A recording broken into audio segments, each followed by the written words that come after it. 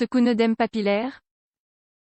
L'œdème papillaire peut causer une vision double, floue, voire même une cécité momentanée sur des laps de temps.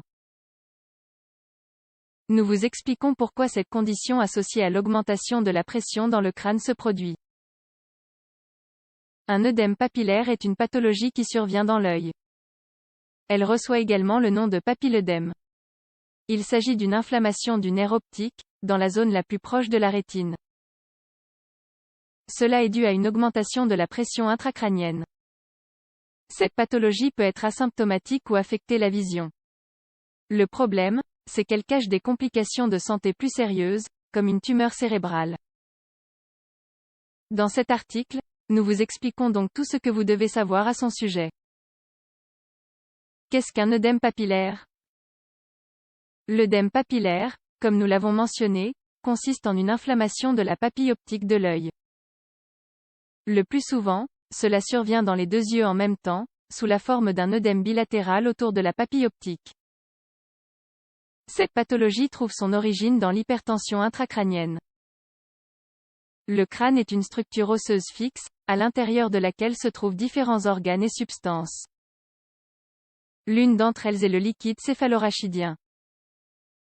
Lorsque quelque chose à l'intérieur de cette boîte crânienne augmente de volume, se produit alors une augmentation de la pression. L'œdème papillaire apparaît donc quand la pression intracrânienne dépasse les 200 mm d'eau. Cette augmentation peut être la conséquence d'une masse ou d'une tumeur. Elle peut également répondre à une augmentation de la quantité de liquide céphalorachidien. Les causes éventuelles. Comme nous venons de le signaler, la cause de l'œdème papillaire est l'hypertension crânienne. À son tour, celle-ci augmente en raison de la quantité de liquide céphalorachidien ou la présence de masses anormales dans le cerveau.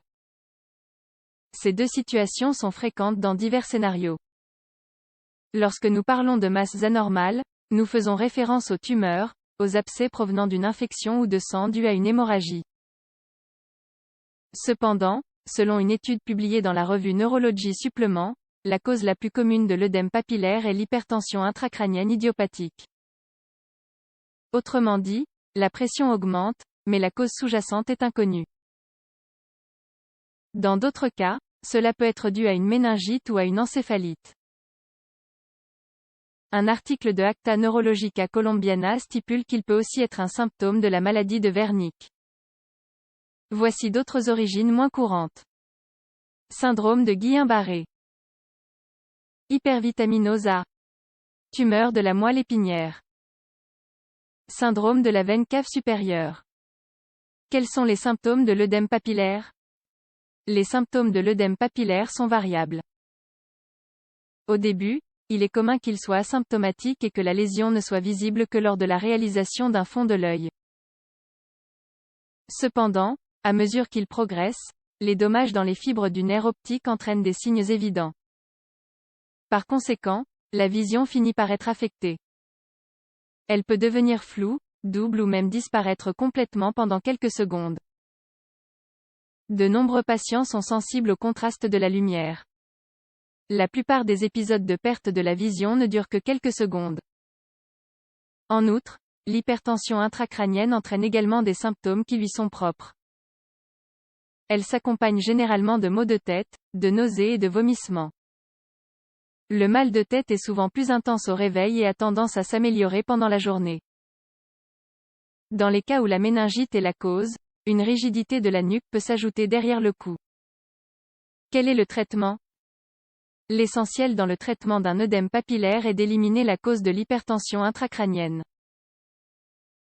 Il est important de savoir qu'il s'agit d'une urgence médicale. Lorsque la cause est une hypertension idiopathique, les mesures consistent à réduire le liquide céphalorachidien. Dans ce cas, selon la revue chilienne de neurochirurgie, les diurétiques tels que le mannitol ou le furosémide peuvent être utilisés. La perte de poids peut être bénéfique, de même que la restriction de liquide et de sel. Pour favoriser la circulation correcte du liquide céphalorachidien, il est aussi recommandé de placer la tête du lit légèrement surélevée. Si aucune de ces mesures ne fonctionne, il peut être nécessaire de procéder à une intervention chirurgicale. L'approche chirurgicale consiste à réaliser une ponction lombaire qui aide à évacuer une partie du liquide. Enfin, si la cause est une infection, il faut administrer des antibiotiques. Il en va de même en cas d'abcès résultant d'une colonisation bactérienne. œdème papillaire. Que faut-il retenir? Ce qu'il faut retenir, c'est qu'il s'agit d'une pathologie qui affecte le nerf optique. Elle survient à cause d'une augmentation de la pression intracrânienne qui répond à de nombreuses situations diverses, mais qui ont généralement comme dénominateur commun l'augmentation de la pression à l'intérieur du crâne. L'une des causes les plus fréquentes est l'hypertension intracrânienne idiopathique. Néanmoins, les tumeurs cérébrales, les hémorragies et les infections peuvent également être des déclencheurs. Enfin, l'œdème papillaire doit être traité comme une urgence médicale afin d'éviter des dommages irréparables à la vision.